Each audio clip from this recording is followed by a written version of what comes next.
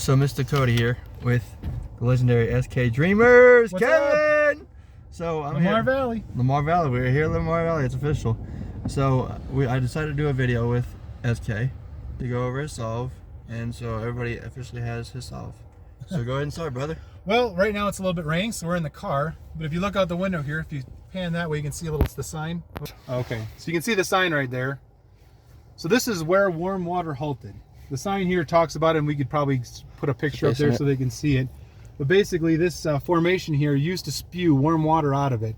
And then over time, as the energy and heat moved west, this stopped spewing out the top, but it does come and trickle out the back side. We just walked around it and touched some water coming out of it, and it is indeed warm. So this is where warm water halted. This is where you begin. This is where you start. We're going to end up across the river. That's Specimen Ridge, where you'll find old treasures and new treasures, or hints of treasures new and old.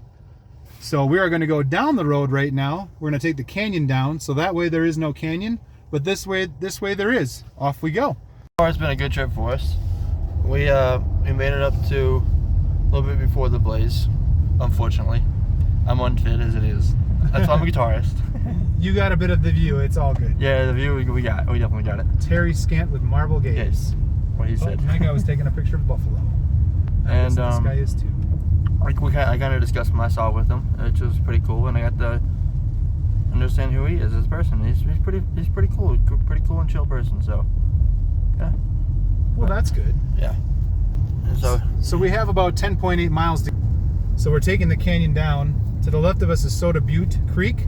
This is technically Soda Butte Canyon, but we're going to go past this canyon, and we're going to go to the Lamar Ranger Station, which is the home of Brown. So the home of Brown is something I think is kind of a neat little treat, in that Gary Gene Brown was a famed forest ranger here in the area, not necessarily specific to Yellowstone, but just a famed service ranger, to the point where he was one of the founders of the Forest Service Museum, which I think is somewhat important, but maybe more importantly, he was in the Air Force from 1950 to 1954 as an Air Force mechanic.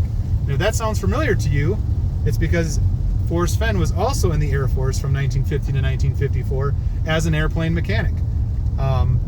I think we've had many quotes and stories about how Fenn wasn't great with the radars, and he kind of got through that.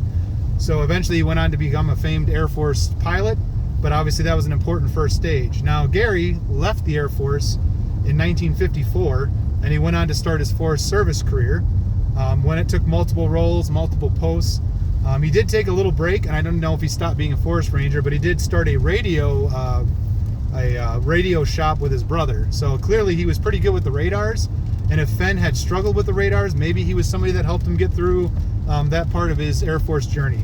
I don't know any of that for sure, but maybe in the future we can look into that. Anyway, in March of 2010, I think where the story kind of veers off, unfortunately Gary Gene Brown died of cancer. So if that seems or sounds familiar, Fenn hid the chest in June. I think June 19th is probably what we can best figure, and if we want to talk about that, we can. But June 19th, 2010, Fenn hid the chest after adding something to the poem before he finished it. I believe that the Home of Brown was added to the poem as a kind of a legacy nod to Mr. Gary Gene Brown. So if your Home of Brown was the Lamar Ranger Station, technically you probably were correct, and I think at times he might even referred that. But I think the true context of getting Home of Brown correct is understanding that that was a tribute to Forrest Fenn. Just to expunge a little further on that, Fenn was always wishy-washy on when he hid the chest. Was it 09? Was it 2010? Did he remember? Let's get this straight. Forrest Fenn knew the exact day he hid the chest. So it's not like he forgot. So why was he wishy-washy on that date? I think early on he was trying to not highlight that name and that date or thereabouts. So if he hit it in 2009, clearly he didn't know that Gary Gene Brown died, let's say. But I think my feeling is that Gary meant something to Fenn. We do know that Forrest did clear trails with the Forest Service. I think anybody that knows Fenn would probably say he has some sort of reverence for the woods and and park safety and the role that the Rangers play. And what better way to highlight that than to basically immortalize Gary in the Chase poem. So Home of Brown, Lamar Ranger Station, It's a tribute to Gary Gene Brown. If you didn't say it in that way, you probably, in Fenn's eyes, didn't have it correct. And I'm not sure if anybody ever said that directly to Fenn. It's a story I hope we hear. Now, if I'm wrong, we'll just say Home of Brown is a trout in the river. I think that's nonsense, but if you want to say that, that's fine too. So anyway, we left where Warmwater halted. We're currently driving, apparently in a bear jam. I'm not sure if I'm supposed to pass these guys or not, but I don't really want to sit on the side. Uh-oh. Somebody's blinking. What happened here? Is there an accident? Yeah. Yellowstone for you. I'm not sure what I'm waiting for. They're probably looking at an animal of some sort, but... Oh, yeah, we're just gonna almost... We'll keep on riding. Anyway, so we're gonna move on. So yeah, Gary Gene Brown, Home of Brown. If you were to take Home of Brown out of the poem, I think it still gets you to where you need to go. So I think that could have been something that he added late. You already are going in the right direction because of the Canyon Down directive. But I think it was just a cheeky, clever ode to either a friend, and I'm not even saying that Fenn knew him. Maybe he didn't even go to the Air Force with him. Maybe it's something they found out after the fact, like they just bonded over it, where he was clearing trails. He's like, oh, I was an airplane mechanic too. So maybe they never met. Maybe Fenn just from afar, had a respect for the Forest Service, and based on the resume alone, it's somebody that he would tribute. I don't know, but that's just my take on it. So Home of Brown, we're going to be passing that shortly. It's 10.8 miles from where we just left, where Warmwater halted, to the put-in. So it's not far, but it definitely is too far to walk. And again, because of what we just talked about with the first clue being where the treasures, where there's hints of treasures new and old, there's a lot of geology talk here. Maybe we can do a separate session on that, but I guess we'll try to make a long story short. The Specimen Ridge has 27 layers of forest. What would happen is a volcano would go off. It would bury a forest in volcanic ash. Over the period of 200 or 250 years, a new forest would grow on top of it. That silica-rich lava would soak into the tree because the trees were buried alive and they still were sucking water in. So as they suck that silica in, that's what turns to stone. So that would happen. 250 years later, you have a new forest. And then maybe, a million years later or 100,000 years later, another volcanic would go off and bury it. That happened 27 times. So to the left of me, over my shoulder, where it's too rainy to see, that is Specimen Ridge. It runs about 20 miles from one end to the other. It parallels the Lamar Valley. So the poem, the Fenn Trail, starts on one end of Lamar Valley and goes to the other. It also runs parallel to the world's largest petrified forest. And as you'll hear in a little bit, that probably comes into play. But so right now we need to get to Specimen Ridge. We cannot cross the river, so we need to find a creek that goes up to the left. There is no creeks at this point that go up towards Specimen Ridge. So the first time we cross a creek that goes up Specimen Ridge, that's where you put in and go up the river. So we're not quite to the Lamar Ranger Station yet. We have buffalo on the road again, which is pretty cool. This guy's coming on over. I don't know if y'all can see them. Zoom in. There's our friends. We're just waiting on the buffalo. This is going to be a really long video. You might need a splice here. I'll splice it. Well, we have a minute. Maybe that he was just talking about the bison, and that's the Home of Brown. Now, Fenn had said multiple times that the capitalization was important. I believe even Jack the Finder reiterated that the capitalization was important. Obviously, if Brown's a name, that's important. Now, if the guy's last name was like, Swayze or Swizzle, I don't know, some name that was not uncommon, it would be a pretty hard tribute to put in there because you wouldn't have a lot of how many of certain names would there be. Now, the fact that the guy's name was Brown kind of makes it a pretty easy one to put in there, and there's a lot of Browns. There's Charlie Brown. I mean, we've heard all those. So I think the only reason why you could put his name in there is because he probably knew people would think brown trout or buffalo.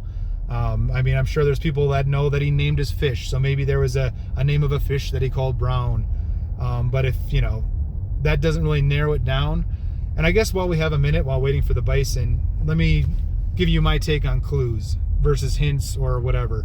So a clue is either a specific place or a specific direction. So if it wasn't one of those two things, it's not a clue. So for instance, high water. There's a lot of high water. There's signs posted right outside Specimen Ridge that you have to be caution high water during certain times of the year with the snow melt off. So I think that's a confirmer that kind of helps you know that you might be in the right area, but it doesn't give you a specific place or direction. So water high is not a clue. Another thing is like no place for the meek. I think as we're seeing, there's buffalo all over the place and babies, and there's bears and wolves. Obviously, this entire park is no place for the meek. Does it give you a specific place or direction? No. So that would not be a clue. So the clues we have so far is the trest is in where there's hints of treasures new and old. That's referring to where there's new forest growing among the exposed petrified forests. So if you knew that, you knew that it was going to be found somewhere on Specimen Ridge. That's a pretty important thing to know, and why that first clue is so important. Now I know what you're going to say. He said where warm water halt is clue 1. He said it a bunch of times. False. He did say it once in a New Zealand radio interview that where warm water halt is clue 1. He did say that once. Shortly after, he did also say that he regretted saying something. And then he didn't say it again for 6 years. What you did hear, however, was warm water halt was it's where you begin, where you start. He also started using things like make sure you read and reread the poem. Why would he say that? Oh, hold on. Ranger station right here. Oh, let's see it. There you go. There you Also go. known as the Buffalo Ranch Yellowstone Institute now. It is. No visitors allowed. So again, was Gary ever stationed here? I couldn't tell you that for certain. The fact that he was a ranger in the station, that's what does it for me. And again, you know, we're on the way. Could you take this out of the poem? You could. Oh yeah. And now we're still trying to get across that river. I was just rolling down my window so I could see. Very good. So that's it. This is about the halfway point to Too Far to Walk. Jeez. We're at the halfway point of Too Far to Walk. So now we're going down, further down, the canyon down. Anyway, so the first clue being warm water halted. He said it once in 2013. There was another instance where he said it. It was in late 2019. And shortly after that, the last time he said he is no longer fit to do interviews. So you could conclude that in 2013 he regretted saying it, and you could conclude that in 2019 he was no longer sharp enough to not say it. Because if you listen between that time, dozens of times, he said you begin, you start. And as we saw, you definitely start where warm water halted. But the first clue is where you end. And that's where nobody ever got the clues in order. That's just my take on it, you know, and maybe I'm just wrong, but for me, okay, let's just take it out. Okay, that first one's wrong. Warm water halt is clue 1. I still get to the same place, so I'm good with that. But anyway, we're going down.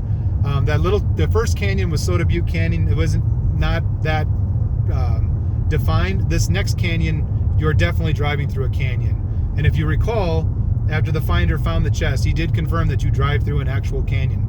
So I feel that's important. He also said warm water still comes out of where warm water halted, and we also confirmed that today.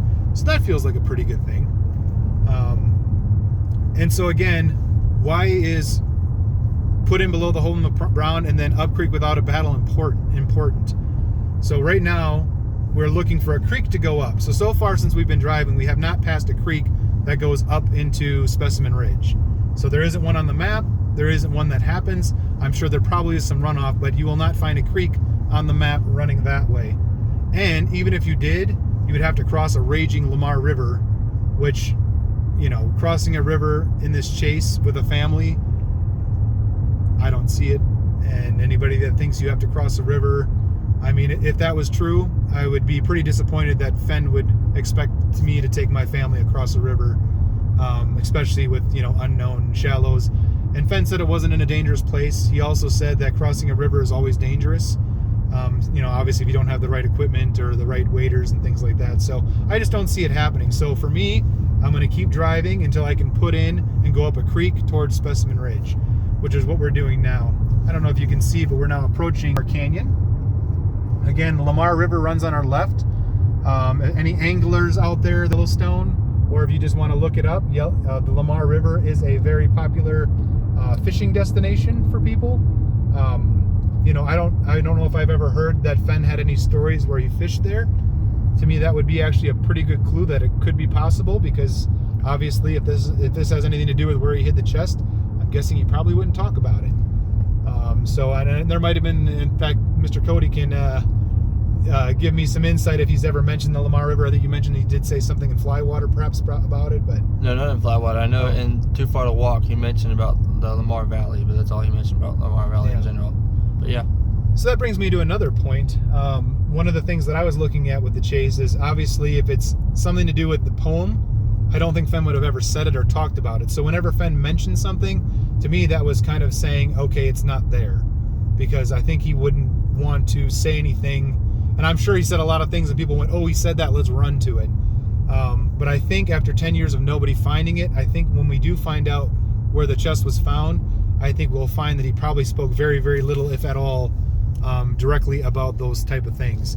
And my hope was that he had put that in the jar in his autobiography. Maybe it's not just an autobiography, but maybe it's the stories that he wasn't able to tell, pre-chase, and then he wanted to make sure that his, let's say, Lamar Valley stories were told in the end. So, will there be something in there about Gary Gene Brown? Will there be something in there about Lamar Valley? I hope we hear some new stories. I don't think there's a person on the planet that knows exactly what's in that jar if they haven't opened it yet, except for Fenn. So if JCB, if you want to open that and take a look, that'd be great. But someday the jar will be open, it'll be read, and I'll be interested to see, what could possibly be in there that we don't know about. That's my feeling, that's my hope. I would love to hear, let's put it this way. Fenn didn't know if he was going to outlive, the chase or finding it. I have a feeling he would want the people to know, his process or his experience of actually, getting the chase ready, I hope, maybe some of the reasoning behind what he did. And I hope we do get to hear that someday. So, we'll have to wait and see on that, but pretty excited about, what Fun and Answers might bring us. So if you want to show around here, we're kind of coming out the other end. So now that we've taken the canyon, boy, I'm saying that a lot. Once we take the canyon down, we're going to be looking for a put, so we can go up creek. So again, we're looking left, can't cross this river, and we'll see what happens. We're now opening up, this is still Lamar Valley, so we're opening up to another part of Lamar Valley. The sun is coming out, which is great. I have no windshield wipers, but... So I don't know how I'm going to cross this big river here. I know I have to go over there, but there's this big river in my way. So now I gotta, as a searcher, I'm trying to figure out how do I safely cross this river. And let's see what we can do about that. Well, we got an intermission. I'll interject a little bit since. Yeah. So obviously, he hasn't read any of the books that he just went off hearsay and the stuff and the facts from what Fenn said. So I've read Thrill of the Chase, I've read Too Far to Walk, and I've read Once Upon a While. I've read all three. I originally read The Thrill of the Chase during the chase time, but I had Too Far to Walk and Once Upon a While sent to me from a good friend of mine. And from what I know, in The Thrill of the Chase, it's mentioned about Cody the Buffalo, which was obviously number one for Cody. But then, obviously, as everybody knows, I got talking with Cynthia Meacham in the emails, and she mentioned, and I quote, that Forrest Fenn stayed in Cody when he hit it. And when I first heard it, I remember my exact feelings. I was kind of pissed, because I didn't know if the searchers or community had heard the rumor about Forrest Fenn telling her that. No, it's up for debate if she actually told her or not. But what was talked about, the conversation when it was brought up about him staying Cody when he hit it, it was brought up because they were discussing their routes for him to go into Cody. So that's all I got right now. And just in time, and show forward, In Lamar Valley. We're back in Lamar Valley, but now we're about to cross a bridge that crosses us. We get to go across the Lamar River. So now that the river is now to the right of us, we are able to go left. And if you look, this splits off right here, and that's Crystal Creek. So now I can go left, and there's a creek, so it's time to go up creek without a paddle. And we're going to pull over to, they're taking the Fenn Trail. You would go, this guy's going to run me over, sorry about that. So now we have a put-in. Obviously Jack parked somewhere for all of his resting. So we park right here. And let's go take a... You would go... This guy's gonna run me over. Sorry about that. So now we have a put-in. Obviously Jack parked somewhere for all of his resting. So we park right here. And let's go take a...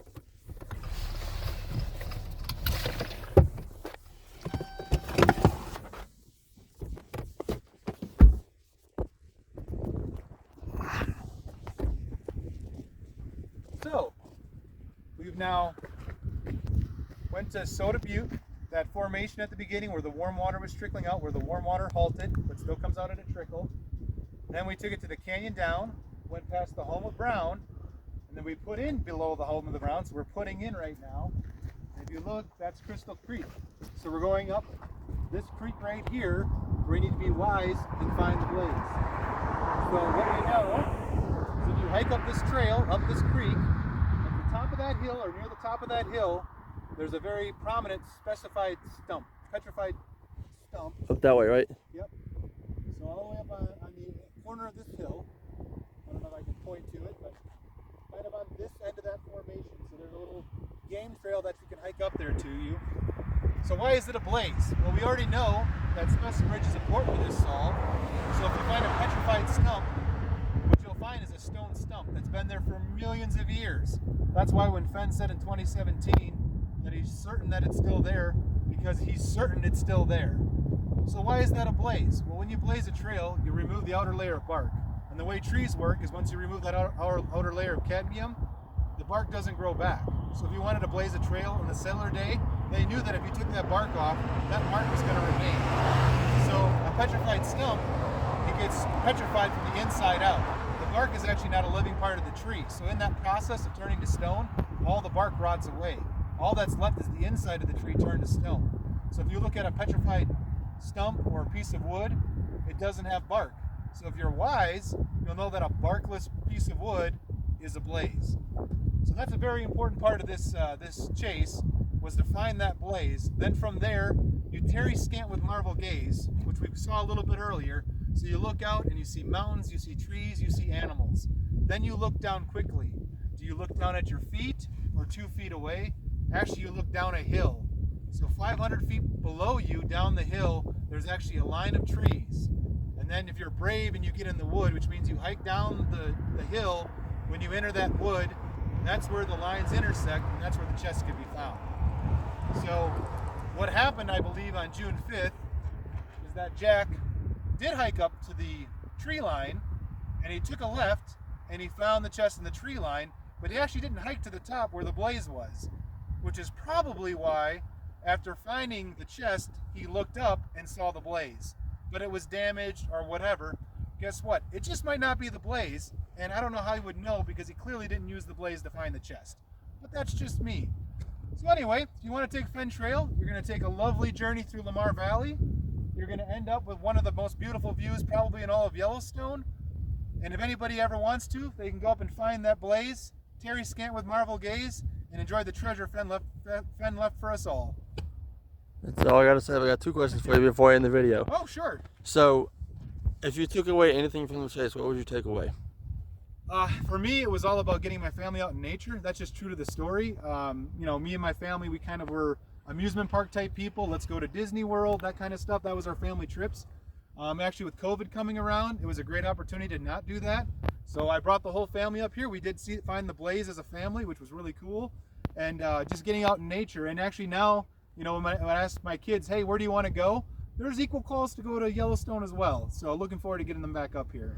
If there's anything to learn from the chase, what would you take away from learning? Whew. I mean, I guess my perspective is different. I came into the chase very, very late. So the time that the chest was in the ground, from the time I started searching till it was found, was probably only a couple months. I know others have dedicated, months, years, fortunes, lives in this journey. So I think this journey really is different for everybody. I think Fenn, the spirit of what he was trying to do is making sure we all found treasures along the way.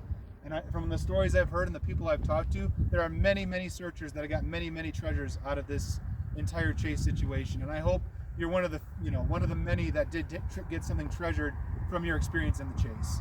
What would be your advice for future hunts? Advice for future hunts. I mean, I don't know if there's advice. Is there a right way to do it? Is there a wrong way to do it? I definitely think that you shouldn't sacrifice beyond what you're willing to do. I don't think you should put yourself in danger. I don't think you should put your relationships at risk for them.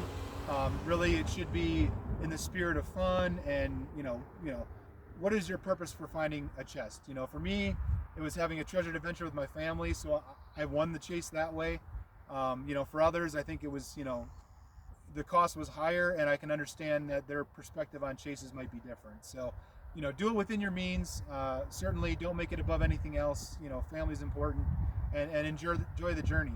Agreed. Everything's about the thrill of the chase at the end of the day. There you go. Long live Lamar Valley.